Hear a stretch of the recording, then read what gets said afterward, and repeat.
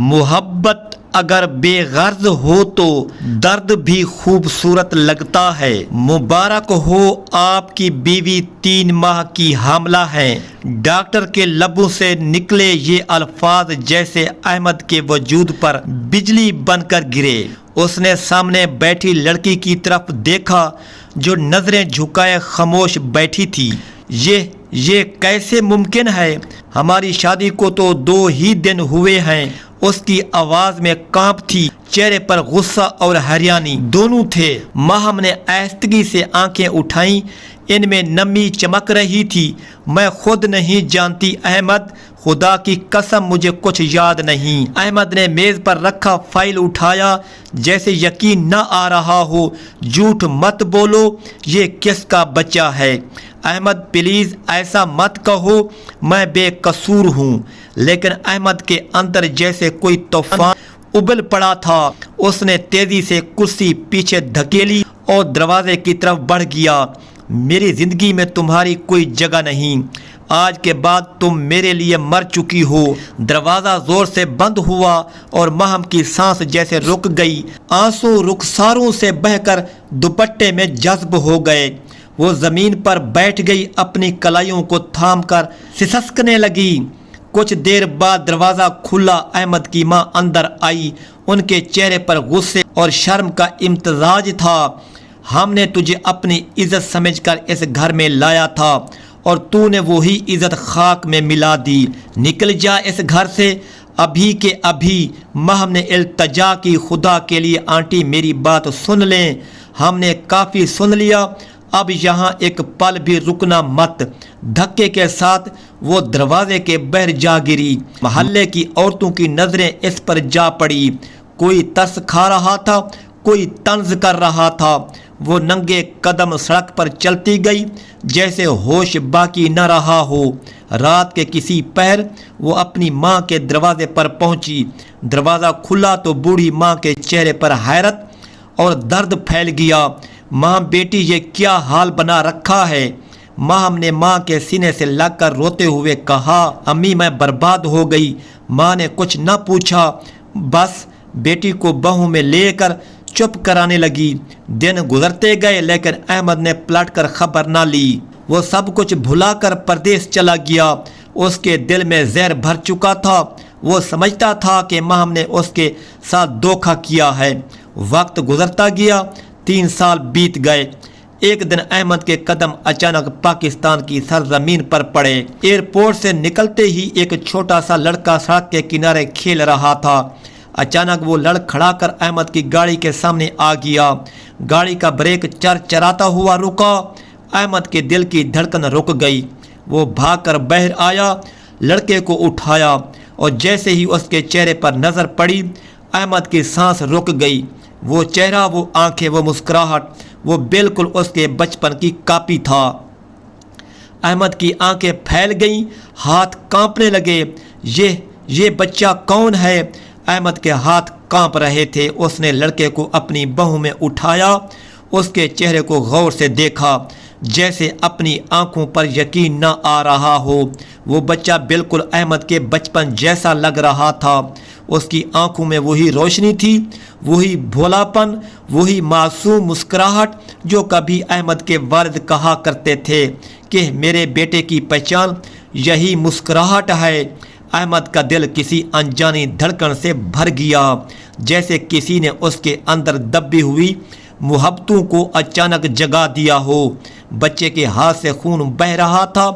احمد نے اسے اپنی گاڑی میں بٹھایا اور سیدھا ہسپتال کی طرف دوڑ پڑا۔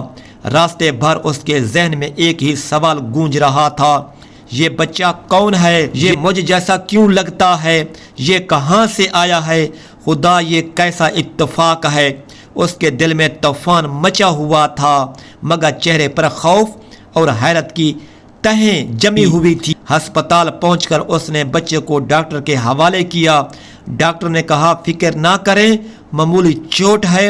احمد نے اطمینان کی سانس لی، مگر دل ابھی بھی غائب رہا تھا، ابھی بھی کانپ رہا تھا۔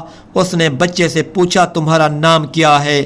اس نے مسکرا کر جواب دیا میرا نام اذلان ہے۔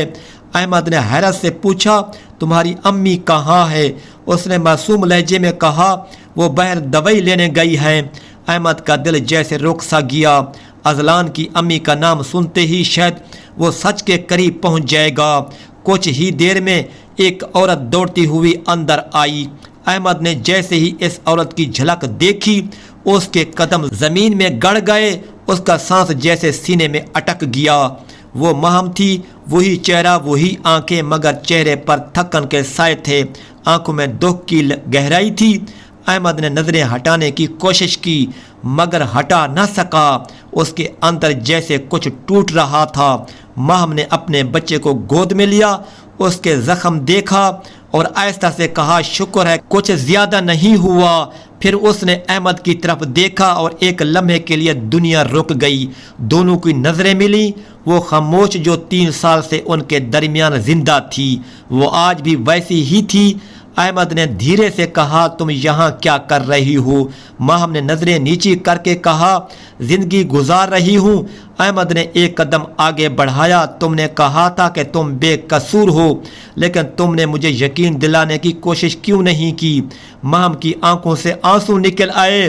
اس نے کہا میں نے کوشش کی تھی احمد، مگر تم نے دروازہ میرے منہ پر بند کر دیا تھا۔ میں نے اپنی بے گناہی کے ثبوت دینے چاہے لیکن تم نے میری ایک بھی بات نہیں سنی۔ احمد نے اذلان کی طرف دیکھا، اس کے دل میں عجیب سی خلش اٹھی۔ اس نے پوچھا یہ بچہ کس کا ہے؟ ماہم نے کانپتے ہوئے ہونٹوں سے جواب دیا احمد یہ تمہارا بیٹا ہے۔ احمد پیچھے ہٹ گیا جیسے کسی نے اس کے پیروں تلے زمین کھینچ لی ہو۔ وہ بولنے کے قابل نہیں رہا، اس کے ہونٹوں سے صرف ایک لفظ نکلا میرا بیٹا۔ ماہم نے ایسا سے کہا ہاں تمہارا بیٹا جس پر تم نے کبھی یقین نہیں کیا، جیسے تم نے آنے سے پہلے ہی ٹھکرا دیا۔ احمد کی آنکھوں میں پچھتاوے کے سمندر اتر آئے۔ اس کے ذہن میں 3 سال پہلے کا ہر منظر گونجنے لگا، جب اس نے بغیر سنے فیصلہ کیا تھا، جب اس نے اپنے ہی نصیب پر خود ظلم کیا تھا۔ احمد کے اندر ایک طوفان پربا تھا۔ وہ ماہم کے سامنے کھڑا تھا لیکن بولنے کے لیے الفاظ ساتھ چھوڑ چکے تھے۔ دل جیسے پتھرا گیا تھا۔ نظریں ماہم کے چہرے سے ہٹ نہیں رہی تھی، اس کی آنکھوں میں دکھ کا سمندر تھا، مگر کہیں نہ کہیں ایک چھپی ہوئی نرمی بھی تھی جیسے احمد برسوں بعد محسوس کر رہا تھا۔ اس نے دھیرے سے کہا ماہم میں نے جو تمہارے ساتھ کیا وہ ظلم تھا، میں تمہاری سچائی پر یقین نہیں کر سکا، میں نے اپنے غصے میں سب کچھ کھو دیا۔ ماہم نے روتے ہوئے کہا احمد جب تم گئے تھے تو میں نے ہر روز تمہارے لوٹ آنے کی دعا کی۔ میں نے اپنے رب سے کہا کہ اگر میرا دل سچا ہے تو ایک دن تم ضرور پلٹو گے۔ میں نے اس امید پر اذلان کو جنم دیا کہ وہ تمہاری پہچان بنے گا۔ میں نے اسے کبھی تم سے نفرت نہیں سکھائی، میں نے ہمیشہ یہی کہا کہ تم سفر پر گئے ہو اور ایک دن واپس آؤ گے۔ احمد کے قدم لڑکھڑانے لگے، وہ بیڈ کے پاس آ کر بیٹھ گیا۔ اذلان سو گیا تھا اور اس کے چہرے پر سکون تھا۔ احمد نے ایسا سے اس کے بالوں پر ہاتھ پھیرا، آنکھوں سے آنسو بہہ نکلے۔ وہ بولا یہ بچہ میرا فخر ہے، مگر میں اس کے بچپن میں کہاں تھا؟ میں نے اسے پہلے قدم چلتے نہیں دیکھا، میں نے اسے بولتے نہیں سنا، میں نے اپنی ہی خوشیوں کو خود سے چھین لیا۔ ماہم نے نظریں اٹھا کر اسے دیکھا، اس کی آنکھوں میں نمی تھی مگر لہجہ مضبوط تھا۔ احمد کچھ زخم وقت نہیں بھر سکتا، تم نے مجھے صرف شک دیا، تم نے مجھے تڑپایا اور پھر چھوڑ دیا۔ میں ٹوٹی ضرور تھی مگر ختم نہیں ہوئی۔ میں نے خود کو سنبھالا، میں نے اپنے بچے کو باپ کے نام کے بغیر پالا، اور آج جب تم سامنے ہو تو دل چاہتا ہے کہ تمہیں معاف کر دوں مگر دل کا بوجھ اجازت نہیں دیتا۔ احمد نے دھیرے سے کہا ماں تم جو سزا دو گی میں قبول کروں گا، مگر مجھے ایک موقع دو، میں اپنی غلطی کا کفارہ ادا کرنا چاہتا ہوں۔ میں نے تمہیں صرف رلایا مگر آج میں خود ٹوٹ چکا ہوں۔ میں نے تمہیں کھو کر سمجھا کہ محبت صرف پاس ہونے کا نام نہیں بلکہ تڑپنے کا احساس ہے جو ہر سانس کے ساتھ جیتا ہے۔ ماں نے خاموشی سے اس کی طرف دیکھا، لمحہ بھر کو دونوں کے درمیان وہی پرانا سکون اتر آیا جس میں نہ نفرت تھی نہ الزام، صرف احساس تھا۔ अहमद ने आहिस्ता से कहा, महम मैं तुम्हें वो सब लुटा दूंगा जो तुमने मुझसे छीन लिया था। तुम्हारा मान, तुम्हारा सकून, तुम्हारी इज्जत मैं वापस लाना चाहता हूँ। महम के लब कप कपाए। उसने कहा, अहमद कुछ रिश्ते वक्त के हाथों बिखर जाते हैं, उनके टुकड़े जोड़ना आसान नहीं होता। मैंने तुम्हें मुआफ़ तो कर दिया है, मगर मैं अब वो महम नहीं रही जो कभी तुम्हारे इंतज़ार में रातें जागती थी। अहमद ने आंखें बंद करके एक गहरी सांस ली। उसकी रूह जैसे सिसक उठी थी। उसने अजलान की तरफ देखा और धीरे से कहा, अगर तुम वापस नहीं भी आएंगी तब भी मैं तुम दोनों के साए की तरह रहूँगा। मैं अब खुद को तुमसे अलग नहीं कर सकता। मैंने खुद खोया है वो दुनिया का सबसे कीमती रिश्ता था। रात के किसी सुनसान लम्हे में अस्पताल के कमरे की खिड़की से चांदनी अंदर उतर रही थी। माम कुर्सी पर बैठी थी। अजलान उसकी गोद में सो रहा था। अहमद थोड़े फासले पर खड़ा था, जैसे दिल चाह रहा हो कि करीब आ जाए, मगर एक दीवार थी जो 3 सालों के फासले से बन चुकी थी। दोनों के दरमियान खामोशी थी, मगर इस खामोशी में बरसों की कहानियां दफन थी। अहमद ने धीरे से कहा, महम मैं चाहता हूँ तुम वापस आ जाओ। मैं चाहता हूँ कि अजलान के बचपन में वो कमी ना रहे जो उसके बाप के गैर मौजूदगी ने पैदा की। मैं चाहता हूँ कि हम वो सब ठीक कर दें जो वक्त ने बिगाड़ दिया है। महम ने आहिस्ता से आंखें उठाईं और कहा, अहमद कुछ टूटने के बाद वापस नहीं जुड़ा करते। मैंने वो लम्हे जीते हैं जब मैंने तुम्हें बद्दुआ देने की हिम्मत भी नहीं की।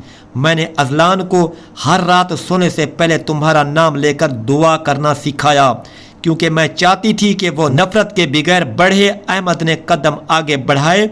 उसके चेहरे पर वही दर्द था जो महम के दिल में बरसों से जमा था। उसने कहा, मैं नहीं जानता महम कि मैं दोबारा तुम्हें अपना सकूंगा या नहीं, मगर मैं ये जानता हूँ कि मैं अब तुम्हारे बगैर एक लम्हा भी नहीं गुजार सकता। मैंने अपनी ज़िंदगी के सबसे खूबसूरत एहसास को अपने ही हाथों दफना दिया था। महम के लब कप कपा गए। उसने कहा, अहमद मैंने तुम्हें मुआफ़ कर दिया है, मगर मेरा दिल अब इस बोझ के साथ ज़िंदगी नहीं गुजार सकता।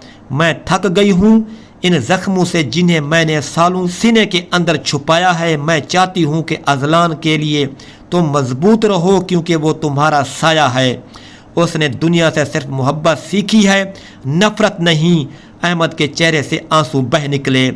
उसने कहा, महम तुम ये क्या कह रही हो? तुम्हारे बगैर मेरा वजूद अधूरा है। महम ने धीरे से अजलान की पेशानी पर बोसा दिया, फिर कहा, अहमद मेरी ज़िंदगी का वक्त मुकम्मल हो चुका है। तुम मेरे लिए दुआ करना। मैंने अपना सब कुछ तुम्हें सौंप दिया है। अजलान तुम्हारा अमानत है। अचानक महम के हाथ ढीले पड़ गए। अजलान के सर से उसका लमस हट गया। अहमद ने घबरा कर उसे संभाला, मगर उसके चेहरे पर सुकून उतर चुका था। उसकी सांस रुक चुकी थी। अहमद की चीख ने खामोश रात को चीर दिया। वो बार बार कह रहा था, महम उठो, देखो मैं तुम्हें मानता हूँ, मैं तुम्हें चाहता हूँ, मैं तुम्हें कभी नहीं छोड़ूंगा। मगर वक्त किसी की फरियाद नहीं सुनता। अहमद ज़मीन पर बैठ गया।